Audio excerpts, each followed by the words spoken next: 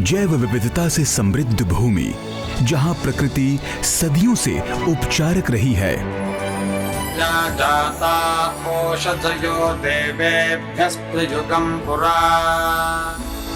हिमालय से लेकर समुद्र, वर्षावन और मरुस्थलीय पारिस्थितिकी तंत्र तक अनेकों पौधों की प्रजातियों का उपयोग विभिन्न पारंपरिक चिकित्सा पद्धतियों में किया जाता रहा है। आंवला, अश्वगंधा, गिलोय और शतावरी जैसे पौधे 5000 से अधिक वर्षों से हमारी प्राचीन औषधीय ज्ञान प्रणाली का अभिन्न अंग रहे हैं, जो हमारे मन, शरीर और आत्मा का पोषण करते हैं। मुझे ये जानकर खुशी हुई कि नेशनल मेडिसिनल प्लांट्स बोर्ड औषधीय पौधों, विशेषकर हिमालय में मिलने वाले वनस्पतियों के संरक्षण, विकास और सतत प्रबंधन का कार्य कर रहा है।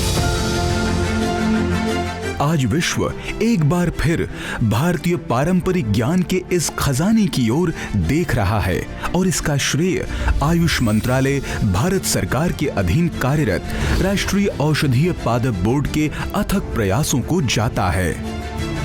अश्वगंधा, हल्दी, काली मिर्च, ऐसी कितनी हर्ब्स हम पीढ़ी दर पीढ़ी अलग अलग उपचारों के लिए इस्तेमाल करते आए।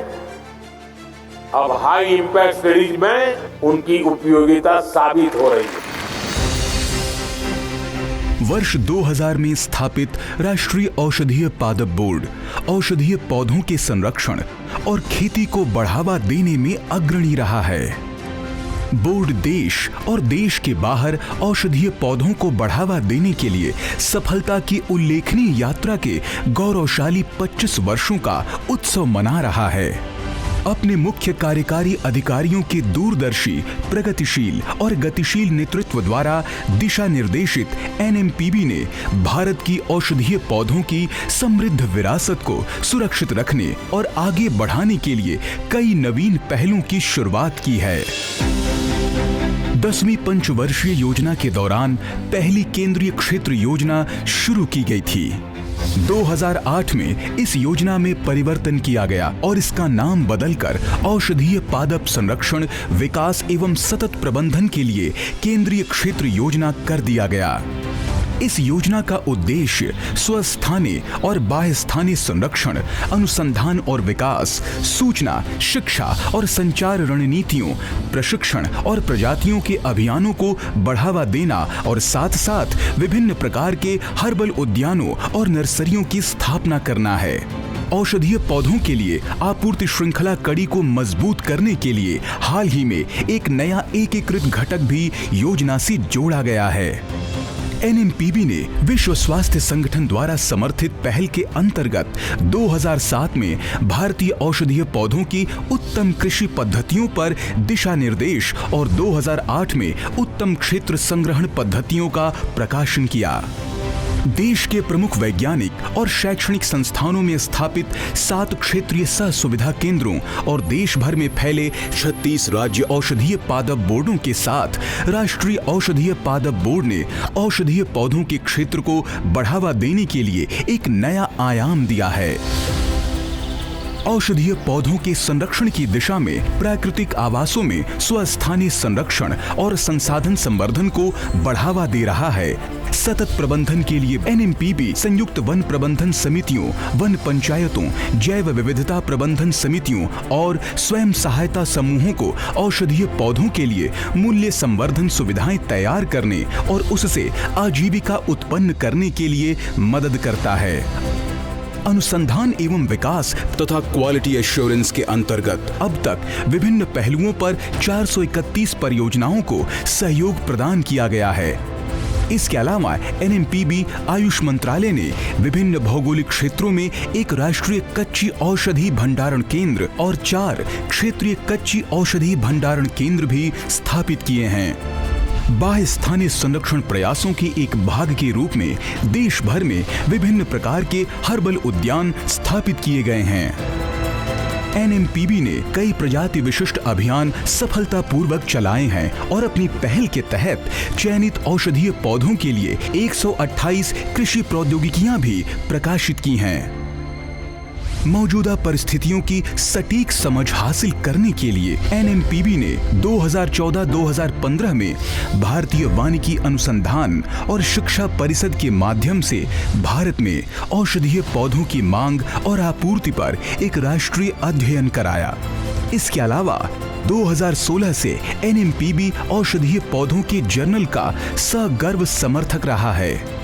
अपनी मुख्य पहलों के अलावा राष्ट्रीय औषधीय पादप बोर्ड ने तकनीकी प्रगति को अपनाते हुए 2017 में ई-चरक नाम से एक मोबाइल ऐप और वेब पोर्टल लॉन्च किया, जो हितधारकों को उनके उत्पादों के लिए एकल खिड़की पहुंच और बेहतर बाजार संपर्क प्रदान करने के लिए डिजाइन किया गया है।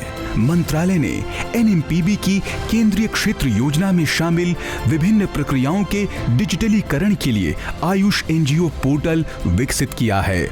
उपयोगकर्ता ngo.ayush.gov.in पर आयुष NGO पोर्टल का उपयोग कर सकते हैं। NMPB ने पूर्ववर्ती वित्तीय वर्षों के कच्चे माल के रिकॉर्ड का रखरखाव करने के लिए औषधि और प्रसाधन सामग्री नियम 1945 के अनुसार ASU दवा निर्माताओं के लिए अनुसूची TA फॉर्म प्रस्तुत करने हेतु एक ऑनलाइन पोर्टल शुरू किया है। साथ ही NMPB आयुष मंत्रालय ने बच्चों में पारंपरिक भारतीय प्रणालियों के प्रति जागरूकता और रुचि जगाने के लिए वर्ष 2019 से 2024 के दौरान प्रोफेसर आयुष्मान की 4 श्रृंखलाओं का समर्थन और शुभारंभ किया। इस प्रगति का एक उल्लेखनीय उदाहरण 26 जनवरी 2021 को कर्तव्य पथ पर देखा गया, जिसमें राष्ट्र के हर्बल ज्ञान की गहन परंपरा को प्रदर्शित किया गया। विभिन्न देशों, शैक्षणिक संस्थानों और स्थानीय समुदायों के साथ द्विपक्षीय समझौता ज्ञापनों के माध्यम से NMPB भारत को औषधीय पादप क्षेत्र में वैश्विक नेता के रूप में स्थापित कर रहा है। 2022 में आयोजित पहला वैश्विक आयुष निवेश और नवाचार शिखर सम्मेलन इस क्षेत्र में भारत की बढ़ती प्रतिष्ठा का एक शानदार उदाहरण है। 2023 के G20 कार्यक्रमों में NMPB की उपस्थिति ने औषधीय पौधों के क्षेत्र में अवसरों को और विस्तार दिया है। 11वीं पंचवर्षीय योजना के दौरान वाणिज्यिक खेती को पूर्व संशोधित योजना से अलग कर दिया गया, जिसके परिणाम स्वरूप केंद्र प्रायोजित योजना के रूप में राष्ट्रीय औषधीय पादप मिशन को मंजूरी दी गई। 12वीं पंचवर्षीय योजना में NMMP को राष्ट्रीय आयुष मिशन के अंतर्गत विलय कर दिया गया। पिछले 2 दशकों में शुरुआत से लेकर 2020-21 तक इन योजनाओं के तहत देश भर में लगभग 2.85 लाख हेक्टेयर क्षेत्र को औषधीय पौधों की खेती के अंतर्गत लाया गया है। अब औषधीय पौधों की खेती एकीकृत बागवानी विकास मिशन का एक अभिन्न अंग है, जो कृषि एवं किसान कल्याण मंत्रालय की एक प्रमुख योजना है। समर्पण और सफलता के 25 वर्षों का उत्सव मनाते हुए NMPB न सिर्फ अतीत को संरक्षित कर रहा है, बल्कि एक स्वस्थ आत्मनिर्भर भविष्य का मार्ग प्रशस्त कर रहा है। आयुष मंत्रालय भारत सरकार के अधीन राष्ट्रीय औषधीय पादप बोर्ड पूरे देश में औषधीय पौधों को बढ़ावा दे रहा है और उनका संरक्षण कर रहा है, जिससे राष्ट्रीय अर्थव्यवस्था को सहयोग और मजबूती मिल रही है।